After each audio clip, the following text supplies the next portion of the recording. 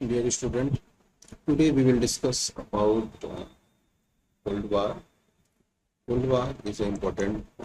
topic of international politics. Uh, Cold War was the most important feature of the international system in the second half of 20th century. The rivalry between the Soviet Union (USSR) and United States (US) shaped the counter of conflict and competition among state and peoples between 1945 and 1991. Although the conflict did not drive all aspects of international relations, it forced impacted every corner of the global. Second world war के बाद जो कहा जा सकता है कि जो situation बनी या जो सामने आई, उसमें दोनों जो महाशक्तियां थी, जहां एक और यूएसएसआर था, यूनाइटेड स्टेट सोवियत रूस, और दूसरी तरफ जो अमेरिका था,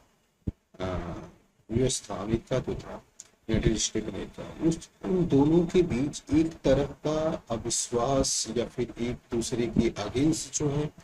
वह एक अलग तरह की धारणा का विकसित होना था। क्योंकि यह जो धारणा थी, यह जो धारणा विकसित हुई, यह जो विचार विकसित हुआ था, यह दोनों का एक दूसरे के खिलाफ। हालांकि जो शीत युद्ध शब्द है, इस शीत युद्ध शब्द का प्रयोग जो है वह कहा जा सकता है कि बर्नार्ड बारूच ने इसका सबसे पहली बार प्रयोग किया था। बर्नार्ड बारूच जो है, उन्होंने वह एक कहा जा सकता है, कहा जाता है कि वह एक अमेरिकन पॉलिटिशियन थे जिन्होंने इस वर्ड का सबसे पहली बार प्रयोग किया। लेकिन इसको पॉपुलर करने का जो कहा जा सकता है कि इसको पॉपुलरिटी में जिसने दिलाई या फिर जो इसको पॉपुलर किया, वह जो है प्रोफेसर लिपमैन थे। प्रोफेसर लिपमैन के प्रयासों से ही शीत युद्ध या कोल्ड वार वर्ड शब्द जो है वह पॉपुलर हुआ। एक्चुअली यह जो कोल्ड वार है, कोल्ड वार एक ऐसी सिचुएशन थी जिसमें दोनों एक दूसरे के साथ भी थे, ठीक, लेकिन दोनों एक दूसरे के विरोधी थे। बेसिकली अगर हम इसके डेप्थ में जाएं, अगर इसको हम जानने का प्रयास करें, इसे समझने की कोशिश करें, तो हमें यह महसूस होगा कि यह जो कोल्ड वार की सिचुएशन है, यह सिर्फ और सिर्फ बेसिकली इसका जो बेस था आइडियोलॉजिकल वार था। क्योंकि अमेरिका जो है वह एक तरफ, जहां अमेरिका जो है वह कैपिटलिज्म की आइडियोलॉजी को सपोर्ट करता था या उसका मेन एडवोकेट के रूप में था, और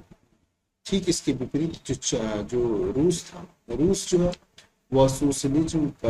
आइडियोलॉजी का सपोर्टर था, और वह जो है वह पूरी तरह से सोशलिस्ट आइडियोलॉजी को प्रमोट करता था या उसका एडवोकेट बन गया। तो इन दोनों के बीच का जो कॉन्फ्लिक्ट था, इन दोनों के बीच जो कॉन्फ्लिक्ट था, उसका जो बेसिकली रीजन था वो यही था कि इन दोनों देशों की आइडियोलॉजी में या फिर जो इनका आइडियोलॉजिकल स्ट्रक्चर था, इन दोनों के बीच इसी बात को लेके विवाद था या इन्हीं बातों को लेके कॉन्फ्लिक्ट। इस कोल्ड वार के बारे में भी कहा जाता है कि एक ऐसा युद्ध है जिस युद्ध में एक भी बूंद खून नहीं बहा। मतलब कहीं भी किसी तरह का कोई इस तरह का डायरेक्ट वार कंडक्ट नहीं हुआ, इस तरह का कोई युद्ध कंडक्ट नहीं हुआ जिसमें किसी के सैनिक मारे गए या कोई मारा गया हो या किसी तरह का कोई खून बहा हो, कुछ नहीं। जैसे जितना भयावह सेकेंड वर्ल्ड वार था, सेकेंड वर्ल्ड वार की तरह जो है किसी तरह का कोई ऐसा वार कंडक्ट नहीं हुआ था जिसमें यह कहा जाए कि यह दोनों जो है वह उन दोनों ने वार कंडक्ट किया और किसी की मृत्यु हुई है, कोई किसी की हत्या हुई है, कोई खून, बल्कि यह जो है एक तरह से कहा जा सकता है कि यह दिमागों के बीच लड़ा जाने वाला युद्ध था, जिसको जो है प्रॉक्सी वार के रूप में भी हम समझ सकते हैं, परोक्ष युद्ध के। जैसे होता क्या है कि इसमें डायरेक्ट वार की जगह पे जो है वह कहा जा सकता है कि अलग अलग तरह की उत्तेजक या फिर भड़काऊ भाषण दिए जाते थे, एक दूसरे के अगेंस्ट जो है एक दूसरे की आलोचनाएं की जाती थी, एक दूसरे के अगेंस्ट कमेंट्स इश्यूज किए जाते थे, या बहुत सारी मतलब चीजें होती रहती थी। लेकिन कोल्ड वार में कभी भी डायरेक्ट वार कंडक्ट नहीं हुआ, इसीलिए इसे कोल्ड वार कहा जाता है। कोल्ड वार मतलब ऐसा युद्ध जो दिमाग से लड़ा जाए, ऐसा युद्ध जो कि डायरेक्ट वार न, जो जिसमें डायरेक्ट वार न हो बल्कि दिमाग से मस्तिष्क से लड़ा जाए, या फिर बातों से लड़ने वाला युद्ध, या फिर इस तरह का कि जैसे वो उनके बारे में कमेंट कर रहे हैं, उनके बारे में कमेंट कर रहे हैं, उनके बारे में कुछ टिप्पणी कर रहे हैं, बोल रहे हैं, कुछ गलत बोल रहे हैं, उनके बारे में कुछ गलत बोल रहे हैं। लेकिन कभी भी इस वार में, इस युद्ध में कभी भी डायरेक्ट वार कंडक्ट नहीं हुआ। तो इस तरह से अगर हम इसकी परिभाषा की बात करते हैं कि कोल्ड वार की परिभाषा क्या है, तो इसको कहा जा सकता है कि यह दो बड़े राज्यों के बीच एक ऐसी गहरी प्रतियोगिता है जिसमें जो है हर तरह के मोहरे यूज किए जाते हैं, बस इसमें डायरेक्ट वार कंडक्ट नहीं होता है। शीत युद्ध को समझने के लिए सबसे अच्छी परिभाषा अगर आपको लगे, या फिर मेरे हिसाब से अगर है, तो वह केपीएस मेनन की परिभाषा है। केपीएस मेनन जो है वो शीत युद्ध को परिभाषित करते हुए कहते हैं कि शीत युद्ध जो है तो जैसा कि विश्व ने अनुभव किया, शीत युद्ध जैसा कि विश्व ने अनुभव किया, दो विचारधाराओं के बीच पूंजीवाद तथा साम्यवाद, दो व्यवस्थाओं, एक बुर्जुआ लोकतंत्र या फिर बुर्जुअस डेमोक्रेसी, और दूसरा जो है सर्वहारा की तानाशाही, प्रोलेटरिएट डिक्टेटरशिप, दो गुटों नाटो और वार्सा पैक्ट, और दो राज्यों संयुक्त राज्य अमेरिका और सोवियत संघ, तथा दो व्यक्तियों जॉन फॉस्टर डल्लास और तथा स्टालिन के बीच युद्ध रहा। ठीक, मतलब अगर हम केपीएस मेनन की परिभाषा को एनालाइज करें, अगर हम केपीएस मेनन की परिभाषा को डीपली देखें, तो हमें यह महसूस होगा कि यह जो कोल्ड वार है, यह जो शीत युद्ध है, शीत युद्ध को इनकी परिभाषा के आधार पर समझा जा सकता है कि इसमें दो जो है विचारधाराएं थी, एक था पूंजीवाद और दूसरा था साम्यवाद, मतलब कैपिटलिज्म और कम्युनिज्म या सोशलिज्म जो है, यह दो विचारधाराएं थी जो कोल्ड वार में थी। दो तरह की व्यवस्थाएं या टू टाइप के सिस्टम थे, एक था बुर्जुआ डेमोक्रेसी, जो बुर्जुआ डेमोक्रेसी मतलब बुर्जुआ डेमोक्रेसी, जिसे आपने अगर कार्ल मार्क्स पढ़ा होगा, तो कार्ल मार्क्स ने जो है वह पूरे सोसाइटी को दो पार्ट में डिवाइड किया हुआ था। एक जो जिसको वह बुर्जुआ क्लास कहता है, या एलीट क्लास कहता है, या कैपिटलिस्ट कहता है, या पूंजीपति वर्ग कहता है, और दूसरा जो है जिसको वह लेबर क्लास कहता है, या फिर डिप्रेस क्लास कहता है, या फिर उसने जो वर्ड यूज किया वह प्रोलेटरिएट किया, मतलब सर्वहारा वर्ग। तो जो दूसरा कहा जा सकता है, जो दूसरा सिस्टम है, दूसरी व्यवस्था है, वह है प्रोलेटरिएट डिक्टेटरशिप, मतलब सर्वहारा की तानाशाही। तो उसने कहा कि यह जो दो विचारधारा थे, साम्यवाद और पूंजीवाद, दो व्यवस्थाएं थी, एक बुर्जुआ डेमोक्रेसी या फिर बुर्जुआ लोकतंत्र, और दूसरा सर्वहारा की तानाशाही। दो जो गुट था, एक था नाटो, जो नाटो जो कि अमेरिकी और बाकी उसके सहयोगियों का एक गुट है, और दूसरा वार्सा पैक्ट जो सोवियत संघ और उसके सहयोगी का गुट है। दूसरा जो था, तो उसने कहा कि दो राज्य थे, दो राज्य कौन कौन से थे, एक अमेरिका था, दूसरा जो है सोवियत संघ था। उसके बाद दो जो है लीडर थे, एक जॉन फॉस्टर डल्लास थे और दूसरा जो है स्टालिन। तो अगर हम केपीएस मेनन की परिभाषा को देखें, तो केपीएस मेनन की परिभाषा से हमें आधी से अधिक बातें क्लियर हो जाती हैं कि कोल्ड वार जो है वह क्या था और कैसा था, और किस किस तरह से किनके किनके बीच था, और वह कौन से कारण थे जिसके करते, जो बेसिक कारण थे, या फिर यह कह लो कि वो कौन कौन से आधार थे जिनके कारण जो है वह कोल्ड वार या शीत युद्ध शुरू हुआ। तो हम अपने जो हमारा जो टॉपिक है, हम इसमें इस शीत युद्ध के बारे में डीपली जो है, या फिर कह सकते हैं कि पूरे विस्तार से हम इसको डिस्कस करेंगे, इस पे चर्चा करेंगे, इस पे बात करेंगे। अगर हम कोल्ड वार के नेचर के बारे में बात करें, तो उसकी नेचर या प्रकृति क्या क्या थी, तो हम देखते हैं कि शीत युद्ध जो है वो युद्ध की तरह की ही एक स्थिति होती है, जिसमें तनाव भी होता है, विरोध भी होता है, लेकिन उसके साथ ही साथ इससे दूर रहने का भी प्रयास किया जाता है। मतलब ऐसा नहीं कि हम उसमें डायरेक्टली इन्वॉल्व हो जाए, नहीं, ऐसी सिचुएशन रहती है, लेकिन उसके साथ ही साथ हम उससे जो है दूर रहने का भी क्या करते हैं, प्रयास करते हैं। दूसरा, शीत युद्ध में शामिल जितने भी राज्य वह अपने शक्ति और प्रभाव का इस तरह प्रयोग करते हैं कि दूसरे उनसे प्रभावित हों, और जो उनके विरोधी हैं उनकी शक्ति और प्रभाव को कम करने का प्रयास करते हैं। ठीक। और वो हर संभव कोशिश करते हैं कि उनके जो विरोधी हैं उनका प्रभाव सीमित होता जाए, कम होता जाए, उनका जो उनके मित्रों की संख्या है वो घटती जाए। इसके लिए वो हर तरह के जो है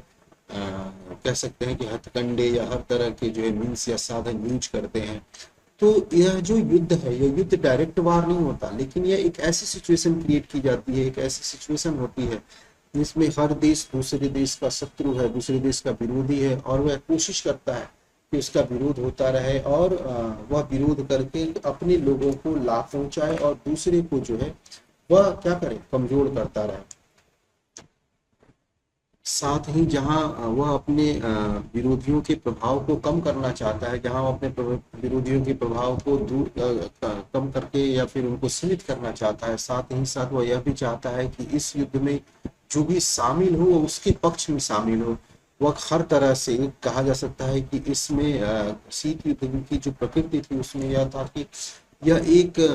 हथियारों की होड़ लगी हुई थी कि कौन ज्यादा से ज्यादा अपने आप को शक्तिशाली साबित कर ले, या फिर कौन ज्यादा से ज्यादा ऐसे हथियारों का जो है वह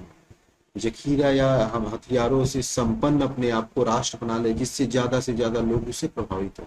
साथ ही साथ यह जो है यह हर संभव कोशिश करते हैं कि लोगों को या अन्य देशों को अपनी ओर प्रभावित करने के लिए हर तरह के हथकंडे अपनाए, चाहे इकोनॉमिकल एड के माध्यम से हो या फिर शस्त्र या हथियारों के माध्यम से हो या जैसे भी हो, वह हर तरह की यह कोशिश करते हैं कि उनको कैसे भी करके अपने पक्ष में कर लिया जाए। उसके बाद इसमें जो होड़ चलती है, जो शस्त्रों की होड़ चलती है, या फिर जो कहा जाता था आर्मामेंट की जो एक तरह से एक कंपटीशन शुरू होता है, तो उसमें यह दिखाने की कोशिश की जाती है कि हम ज्यादा पावरफुल हैं, तो हम ज्यादा पावरफुल हैं। हर देश अपने नेशनल पावर को अचीव करने के लिए, अपने नेशनल पावर को इंक्रीज करने के लिए लगा होता है। उसकी वह जो है वह हर तरह की यह कोशिश करता है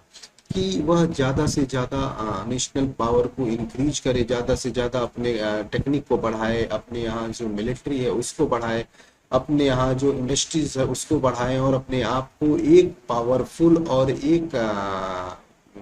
जो है कहा जा सकता है कि एक रिच या फिर डेवलप कंट्री के रूप में अपने आप को स्टेबल करें। क्योंकि उसका जो मोटिव होता है कोल्ड वार में, किसी जो नेशन का मोटिव होता था वो यह होता था कि वह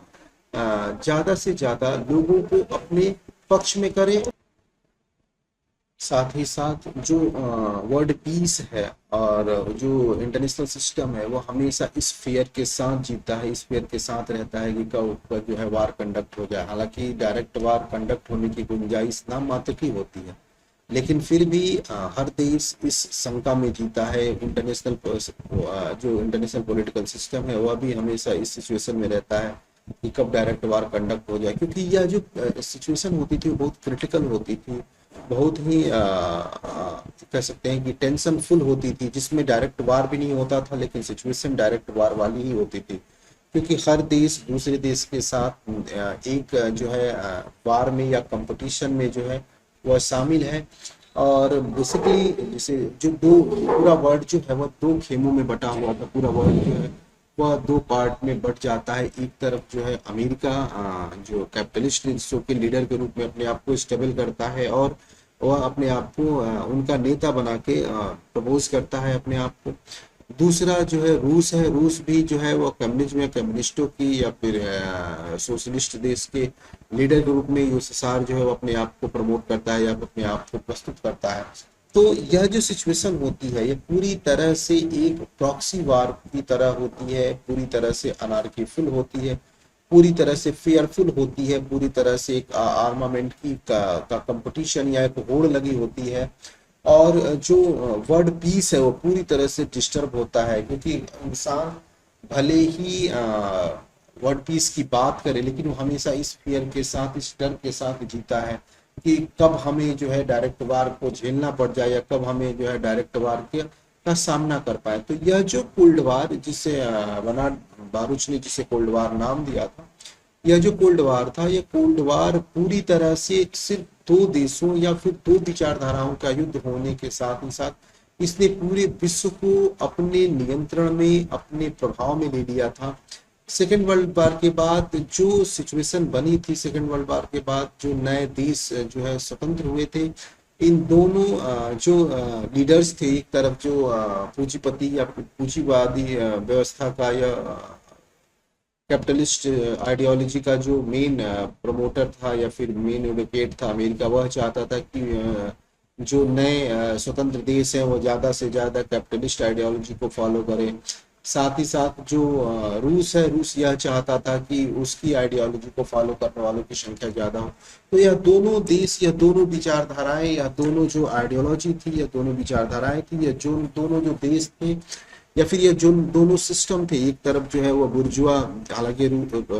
मार्क्स की उनका दिया हुआ नाम था, ये जो बुर्जुआ डेमोक्रेसी है या जो डेमोक्रेसी थी जो अमेरिका में थी,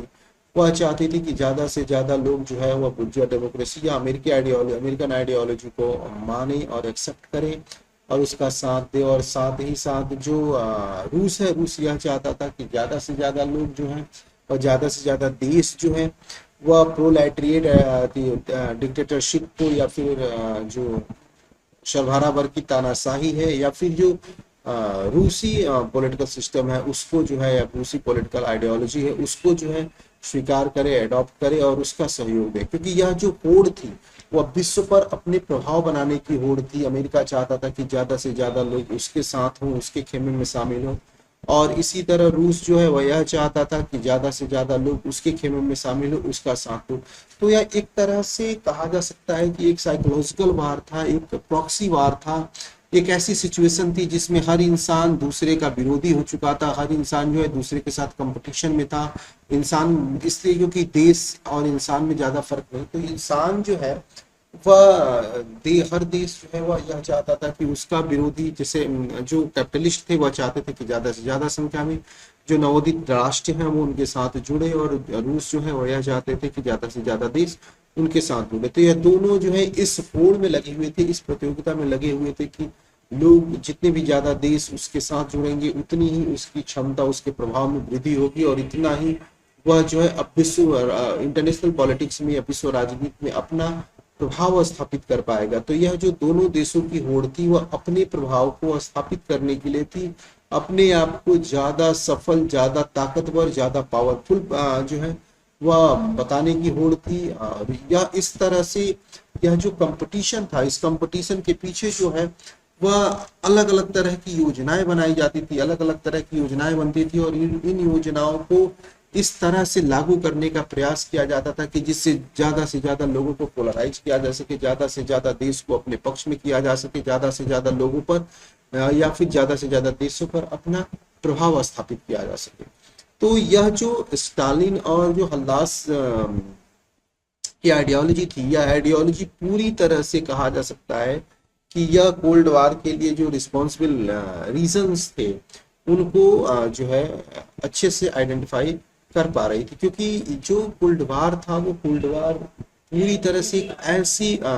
विश्व व्यवस्था को स्थापित कर रहा था, एक ऐसी विश्व व्यवस्था को बनाया हुआ था जो पूरी तरह से फियरफुल थी, जिसमें लोग जो है सशंकित थे, देश सशंकित थे। हर देश की जो फॉरेन पॉलिसी होती थी वो इस तरह से अपनी फॉरेन पॉलिसी को डिजाइन कर रही थी कि जिससे वह किसी भी तरह से डायरेक्ट वार या वार में अपने आप को शामिल न कर पाए। तो इस तरह की सिचुएशन को, इस तरह की स्थिति को जो है वह शीत युद्ध का नाम दिया गया, जिसमें कोई डायरेक्ट वार नहीं था। और जो विश्व की दो महान शक्तियां थी, जो दो समय की सेकेंड वर्ल्ड वार के समय की दो जो बड़ी शक्तियां थी, वो दोनों बड़ी शक्तियां आपस में एक विचारधारात्मक या फिर आइडियोलॉजिकल वार में शामिल हुई थी, जिसको जो है कोल्ड वार के नाम से जाना गया। इसको लिपमैन ने जो है वह पॉपुलर किया, ज्यादा जो है किया। हालांकि बर्नार्ड बारूच ने इसको सबसे पहली बार प्रयोग किया, लेकिन इसको पॉपुलर करने का जो श्रेय है जो वह जो है लिपमैन को जाता है, और लिपमैन ने ही इसको सबसे ज्यादा पॉपुलर किया था। क्योंकि यह जो कोल्ड वार की सिचुएशन या कोल्ड वार की जो स्थिति थी यह सेकेंड वर्ल्ड वार के जस्ट बाद ही शुरू होती। हालांकि यह इसकी शुरुआत तो वर्ल्ड वार के समय में ही हो गई थी, जब दोनों देश एक दूसरे के प्रति अपना अविश्वास दिखा रहे थे, जब दोनों देश अमेरिका और रूस जो है एक साथ एक गुट में, एक खेमे में एक साथ लड़ रहे थे, दोनों एक दूसरे की तरफ से लड़ रहे थे। लेकिन तरफ के से लड़ते हुए भी, साथ रहते हुए भी ये दोनों एक दूसरे के साथ नहीं थे। दोनों को एक दूसरे पर विश्वास नहीं था, दोनों में कोई किसी तरह का कोई भरोसा नहीं था। दोनों जो है वो एक दूसरे के खिलाफ अंदर ही अंदर गुटबाजी करते थे, अंदर ही अंदर जो है एक दूसरे को खत्म करने की प्रयास में थे। हालांकि अगर आप इसको डीपली एनालाइज करेंगे तो आपको महसूस होगा कि यह जो है पूरी तरह से एक कम्युनिज्म आइडियोलॉजी के खिलाफ चलाई गई मुहिम थी, जो शीत युद्ध के नाम से जानी गई। Thank you.